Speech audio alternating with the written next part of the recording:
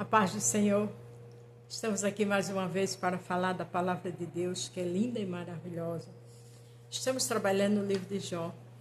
Tenho certeza que do jeito que está sendo bênção para a minha vida, está sendo para a sua também. Hoje vamos falar Jó 8, do 1 ao 7, onde dessa vez quem vai falar e criticar ele é Bildade, o segundo amigo dele. O tema é Deus vela pela sua palavra para cumprir. Vamos falar depois segundo Samuel 9, do 1 ao 13. Deus vela. Seja qual for a posição que você esteja passando, não vai definir o teu futuro. Não olhe para a situação de agora.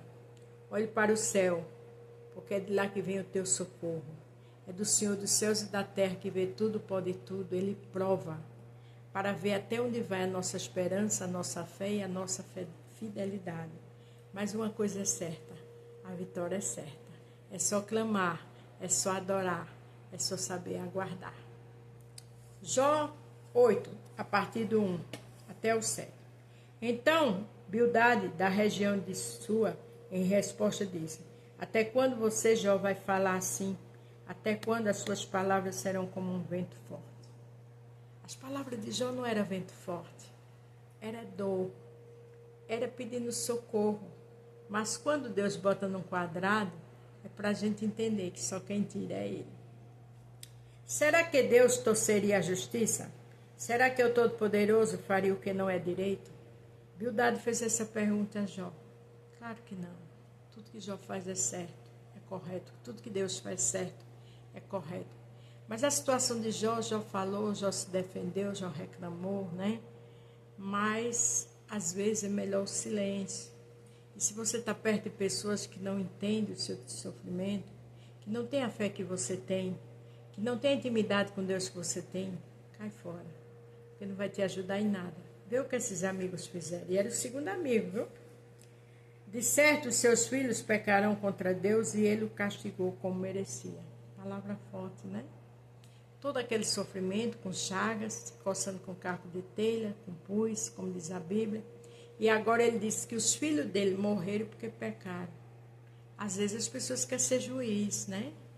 Se juntam em rodinhas, em todos os ambientes, para falar de mim e de você. Mas Deus está lá e está contigo. Deus está na praia, Deus está em São Paulo, está no Brasil, está em qualquer lugar. Então, o Senhor sabia que já não merecia. O Senhor sabia que aquilo foi ação de Satanás. E depois viria a cobrança do Senhor. Agora volte para Deus e ore ao Todo-Poderoso. O segundo amigo que manda Jó voltar para Deus. Jó nunca deixou Deus. Existem momentos, desabafa só com Deus. Fica no teu lugar. Você só com Deus é maioria. Se você é mesmo puro e honesto, Deus virá logo ajudá-lo e lhe dará um novo lar que você merece. Ele era justo, ele era honesto, mas não era o momento. O momento era só de dor. Existe momento que o momento de dor é para estar você e Deus. Eu e Deus. Porque é no momento que Deus mais fala com a gente. Não é verdade? A riqueza que você perdeu não será nada comparado com o que Deus lhe dará depois. Ele disse uma coisa maravilhosa e profetizou exatamente o que ia acontecer. Ele disse: a riqueza que você perdeu não será nada comparado com o que Deus lhe dará depois. Pelo menos dessa vez, ele teve uma palavra abençoadora, né? Uma profecia. Porque no momento ele só estava acusando, mandando Jó voltar para Deus. Ainda disse que os filhos de Jó mereciam o que aconteceu.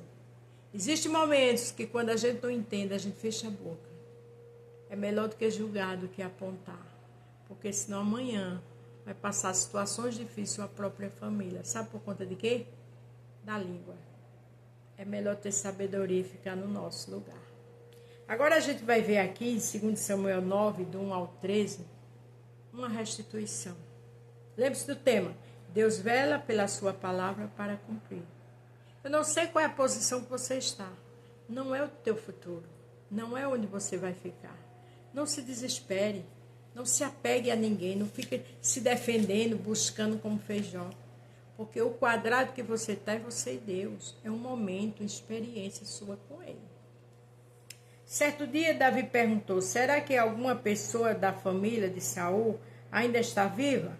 Se está, eu queria fazer alguma coisa boa para essa pessoa, por causa de Jonathan. Davi aqui era o rei. Davi aqui representa o rei dos reis e o senhor dos senhores. E lá em Jeremias 1,12 diz, eu velo pela minha palavra para cumprir. O Senhor não está preocupado com a sua condição. Ele vela, agora o tempo é dele. Havia um empregado chamado Ziba, da família de Saul. Alguém lhe disse que fosse falar com o rei Davi. Você é Ziba? Perguntou o rei. Sim, sou eu mesmo. Às suas ordens, respondeu ele. E o rei lhe perguntou, ainda existe alguém da família de Saul para que eu possa fazer alguma coisa boa para, como prometi a Deus? Veja que Davi fez uma promessa a Deus. E se você fez voto a Deus, cumpra. Não, porque voto que não se cumpre é voto de tolo. Depois vem a cobrança. Ziba respondeu, sim, existe um filho de Jonathan, ele é aleijado de ambos os pés, dos 2 pés. Veja o que é uma pessoa mau caráter. Ele com certeza não torcia nem um pouquinho pelo filho de Jonathan. Ele fez questão de dizer que ele era aleijado, porque naquela época aleijado não tinha valor. Mas Deus quebra paradigma. Deus quebra protocolo. O Senhor não está preocupado com isso. O Senhor conhece a língua mentirosa, caluniadora, defamadora, fofoqueira, Ele conhece. Ele conhece. Você pode pintar e bordar com o nome das pessoas, mas Deus conhece. E Ele é o justo juiz. No livro de Naum, capítulo 1, verso 3, ele diz que Ele não tem um culpado por inocente. Então é muito perigoso o que essa linguinha aqui fala. Onde está ele? Perguntou o rei. Na casa de Maquis, filho de Amiel, na cidade de Lodebar, respondeu Ziba. Lodebar era um lugar de esquecimento, quer dizer que não tinha valor nenhum.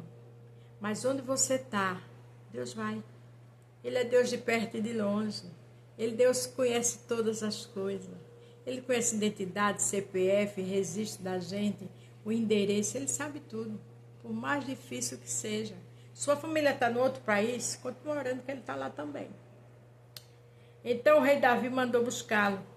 Quando Mefibosete, filho de Jonathan, neto de Saul, chegou, ele ajoelhou-se e encostou o rosto no chão diante de Davi em sinal de respeito. E Davi lhe disse, Mefibosete, as suas ordens, Senhor, respondeu ele. Mefibosete aqui, ele fez o quê? Ele se ajoelhou até o chão e se prostrou diante de Davi. Davi era um rei. Isso me diz que eu e você tem sempre que estar prostrado diante do Todo-Poderoso, adorando, louvando, lendo a palavra e jejuando, independente da situação, porque quem cuida de mim e de você, quem nos abençoa é o Senhor. Não fique com medo, disse Davi, eu serei rei. Perdão. Não fique com medo, disse Davi. Não é para ficar com medo de nenhuma situação, porque Deus está comigo e contigo, seja qual for a sua posição. Não tenha medo. Eu serei bondoso com você por causa de Jonathan, o seu pai. Eu lhe darei de volta todas as terras que pertenciam a seu avô Saul. Você será sempre bem-vindo à minha mesa. Se o rei Davi, que era um homem de guerra, foi bondoso com Mefibosete, que se você ler lá atrás, Davi também tinha preconceito com aleijados, porque naquele tempo aleijado não tinha valor. Mas pode não ter o valor que for, mas quando Deus chega, tudo muda. Não tem protocolo, não tem nada que Deus não mude. E agora Davi já mudou de situação, de pensamento, né?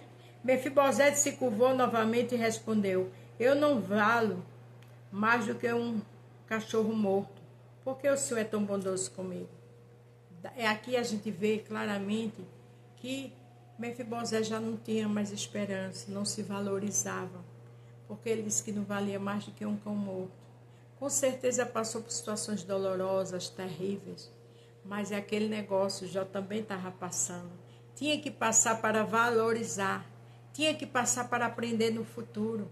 Então Mefibosete com certeza tinha uma vida dolorosa, humilhante, mas chegou a hora da honra. Que a Bíblia diz, para cada dia de desonra, dupla honra. Aleluia.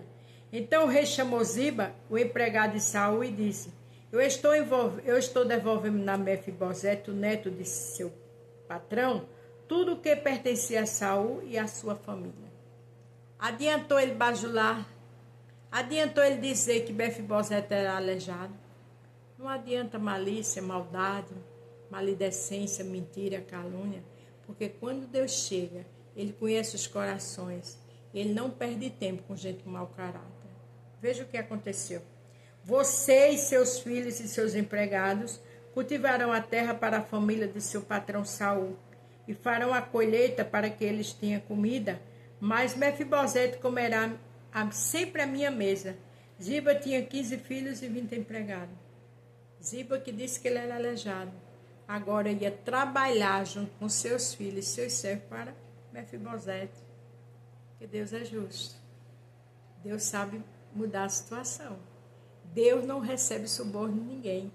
E Deus ninguém engana. Glória a Deus. Ele respondeu: farei tudo o que o Senhor mandar. Daí em diante, Mefibosete passou a comer junto com o rei, como os filhos, como se fosse seu filho. Olha como a coisa mudou. Deus é justo. Aquele que disse que ele era aleijado agora foi trabalhar para ele. Mefibosete tinha um filho pequeno chamado Mica. Todos que eram da família de Ziba se tornaram empregados de Mefibosete. Você está vendo como Deus é? Como Deus sabe trabalhar na vida do mentiroso, da caluniadora, do zombador. Assim Mefibosete, que era aleijado dos 2 pés, ficou morando em Jerusalém. Todos os dias comia junto com o rei. Mefibosete ficou em posição de honra, comendo na mesa do rei. E Ziba, seus empregados e sua família trabalhando para ele e para seu filho. Porque o Senhor é o justo juiz. Ele não tem um culpado por inocente. Agora ele só chega na hora. Todo o sofrimento de Mefibosete passou a ser honra, como ia ser no futuro com Jó. Então não sei qual é a tua posição, mas não saia do lugar. Descanse, adore, sirva com alegria, independente da situação que você está passando, porque Deus vela pela sua palavra para cumprir. Amém? A paz do Senhor, fique todos com Deus e até amanhã.